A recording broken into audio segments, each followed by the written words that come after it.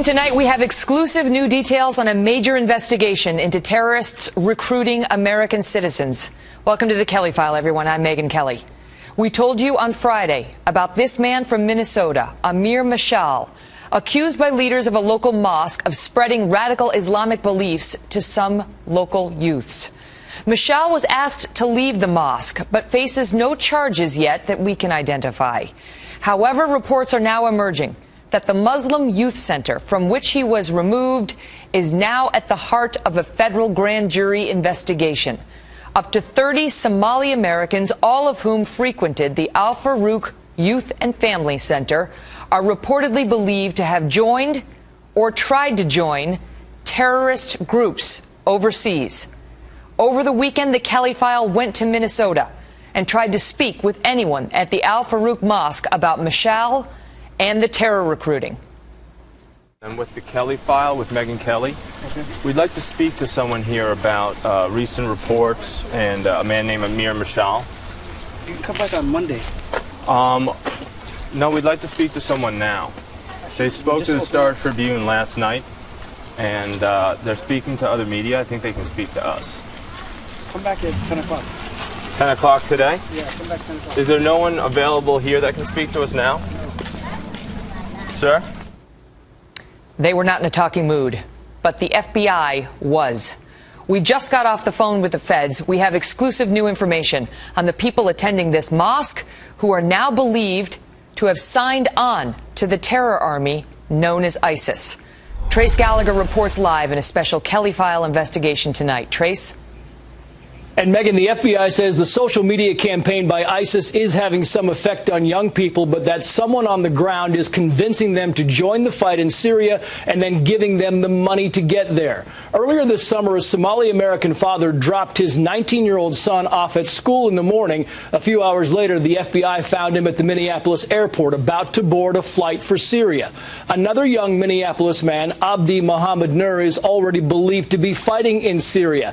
And this summer, a 19-year-old Somali-American woman went missing for a few days, then called her family to say she was taking care of wounded fighters in Syria. A common link between young people being recruited is that many attended the Al Farouk Youth Center and had contact with 31-year-old Amir Mashal, an alleged former member of al-Qaeda accused of spreading radical Islamic ideology. In June, after the director of Al Farouk Mosque got a tip from a young member about Mashal's teachings, he then got a no trespass order against Mashal. And within days, Amir Mashal had sold his home and left the area. His whereabouts are still unknown. The FBI, who once held Mashal in Kenya for nearly 4 months, won't comment about his involvement. But Mashal himself has now issued a statement through the ACLU saying, quoting here, "I am saddened by the mosque director's accusations, which are baseless. I have been trying to live my life normally like any other citizen, but it is very difficult when people may see me as suspicious because of the government's past allegations and its refusal to make amends for treating me so badly." As you saw earlier, those involved in the mosque are not happy about speaking with the Kelly File, but those who live near the mosque are quite concerned. Listen. I feel threatened by it, to be honest with you. Yeah. I make sure I lock my doors and windows. Otherwise, we're pretty casual lifestyle in the Twin Cities, but something like that goes around, it makes you think. The Somali American community in the Twin Cities has long had a strained relationship with authorities there, but now some in that community are urging families to speak publicly to stop more of their children from being recruited. Megyn. Trace, thank you. One man in this Bloomington, Minnesota community has been warning about this kind of terror recruitment for years. He knew one of the men recruited by ISIS who just died in Iraq fighting for the terror group. Omar Jamal is a Minnesota activist and director of the American Friends of Somalia. Omar, thank you very much for coming to New York and being here with us live tonight. So a federal grand jury is now looking into who is recruiting these young people, and they seem to be centering on this Al Farouk Mosque. How concerned should we be about this place? I think this is a very serious issue, and everybody should be concerned about it. And not to mention that this has been going on for the last 10 to 15 years. The feds haven't been able to bring this to an end by going after who's doing this, who's the person who's recruiting this. Who's in the mosque recruiting young Americans to go fight? And the thing is, whoever's doing this, it remains to be the same, only the kids are changing, because 10 years ago there was a brand new kids, now there are new groups, 5 years from now, but the guy at the top stays the same. So who's this guy who's doing this? The mosque on Friday purported to be a hero in all of this, saying this guy, Mashal, we found him suspicious. We heard talk of radical Islamist jihadist ideology, and we called the authorities and got a no trespass order against him. Correct. So are we to believe that they are on the side of the angels or not? I will hold my opinion. I think I will wait until the first Fed's investigation comes into light, because I don't think that Amir Mashal was there. He was playing basketball. We don't know who he is. We don't know where he came from.